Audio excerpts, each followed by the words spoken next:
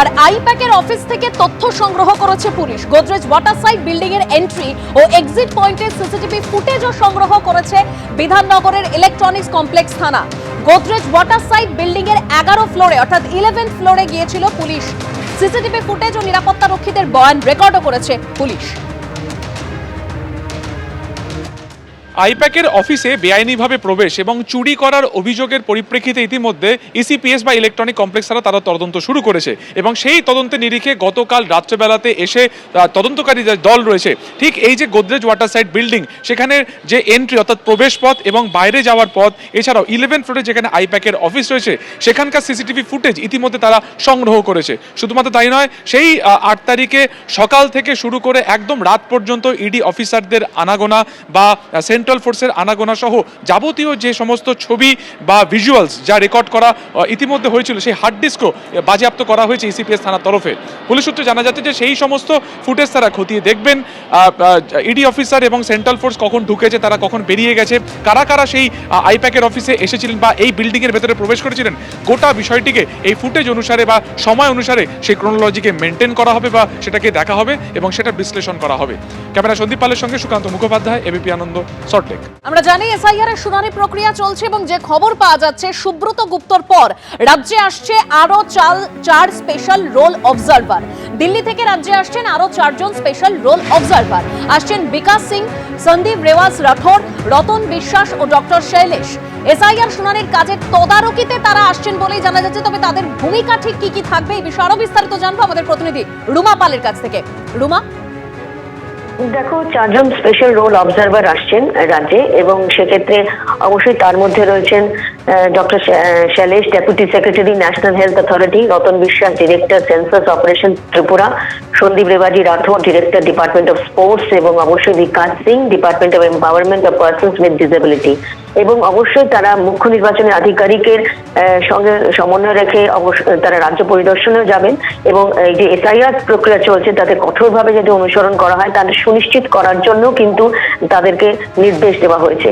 অন্যদিকে জানিয়ে রাখি যে মূলত এই যারা আসছেন 4 জন অবজারভার সেক্ষেত্রে কমিশনের অফিসে বসেই অর্থাৎ সিও অফিসে বসে সব এনুমারেশন ফর্ম তারা চেক করবেন, প্রয়োজনে গোটা রাজ্যে যাবেন এবং একাধিক ক্ষেত্রে দেখা গেছে যে বিএলও, ইআরওদের গাফিলতির জন্য লজিক্যাল ডিসক্রিপেন্সির সংখ্যা বাড়ছে এবং ডেটা এন্ট্রি অপারেটর চাইলেও পাওয়া যাচ্ছে না।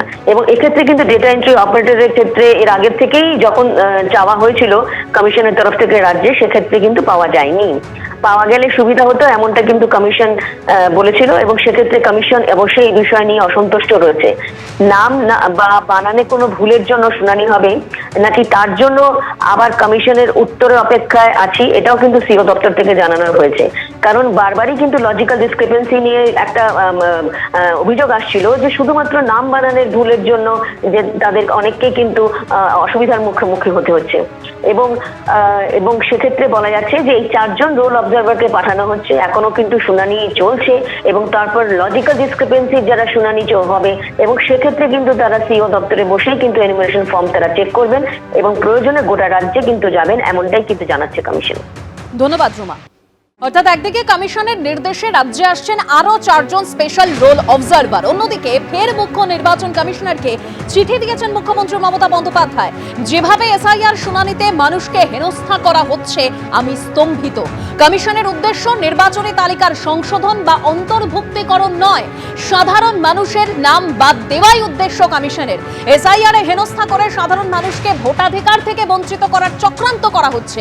এসআইআর শুনানিতে হয়রানির অভিযোগ নিয়ে ফের চিঠি দিয়েছেন মমতা বন্দ্যোপাধ্যায়। 5 জানুয়ারির পর ফের জ্ঞানেশ কুমারকে চিঠি দিলেন তিনি। নোবেল জয়ী অমর্ত্য সেনকেও শুনানির নোটিশ পাঠানো হয়েছে। বিশিষ্ট কবি জয় গোস্বামী থেকে ক্রিকেটার মোহাম্মদ শামি, অভিনেতা সাংসদ দেব, এই বিশিষ্ট ব্যক্তিরা অপরিকল্পিত, অসংবেদনশীল ও অমানবিক প্রক্রিয়ার শিকার। সাধারণ মানুষকেও এসআইআর শুনানির নামে হয়রানির শিকার হতে হচ্ছে। 77 জনের মৃত্যু হয়েছে, 4 জন আত্মহত্যার চেষ্টা করেছেন, 17 জন হাসপাতালে ভর্তি রয়েছেন। এর জন্য দায়ী কমিশনের পরিকল্পনাহীনতার ফলে তৈরি হওয়া ভয়। এটা কি নির্বাচন কমিশনের চরম ঔদ্ধত্যের উদাহরণ নয়? আমি জানি আপনি চিঠির উত্তর বা ব্যাখ্যা কোনোটাই দেবেন না, কিন্তু আপনাকে জানানো আমার কর্তব্য। জ্ঞানেশ কুমারকে এই মর্মে চিঠি দিয়েছেন মুখ্যমন্ত্রী মমতা বন্দ্যোপাধ্যায়।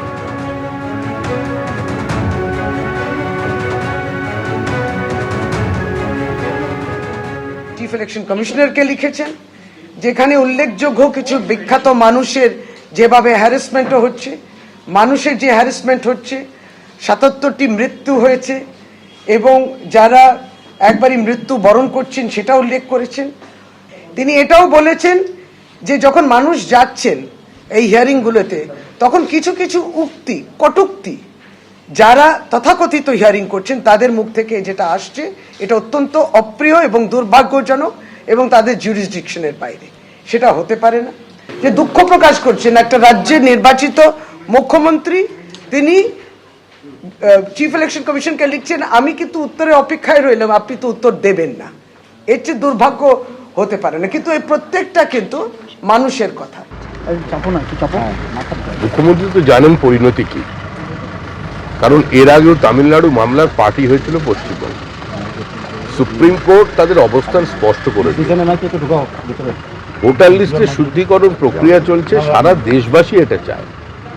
কোনো সুস্থ স্বাভাবিক রাষ্ট্রে, কোনো সমাজে এর বিরোধিতা হতে পারে, এটা ভাবলেই তো মানুষ আশ্চর্য হয়। মুখ্যমন্ত্রী তো আর, আবার বলছি, মানে ওই সোনার চামচে মুখে করে জন্মাননি। কোনো বিরাট রাজনৈতিক নেতার পরিবারে জন্মগ্রহণ করে সেই লিগ্যাসি নিয়ে রাজনীতি করেন। তিনি মাটিটাকে চেনেন, মাটির গন্ধ জানেন এবং কি হতে চলেছে 2026-এর নির্বাচনে সেটা তিনি বুঝতে পারেন। আর এবার পানিহাটির ছবি রাখবো, যেখানে এসআইআর শুনানিতে হয়রানির অভিযোগ সামনে আসছে। কমিশনের নির্দেশের পরেও এসআইআর শুনানিতে 85 ঊর্ধ্ব বৃদ্ধ। পানিহাটির 34 নম্বর ওয়ার্ডে এসআইআর শুনানিতে হয়রানির অভিযোগ। 85 ঊর্ধ্ব বৃদ্ধের বাড়িতে শুনানির নির্দেশ দিয়েছে কমিশন, তারপরেও এই হয়রানির ছবি সামনে আসছে। ক্ষোভের মুখে পড়ে শুনানি কেন্দ্র ছাড়লেন ইআরও। নাহলে আমি তো ভয়ে প্রাথমিকভাবে বলে আনবে, তারপরে আমি যাবো।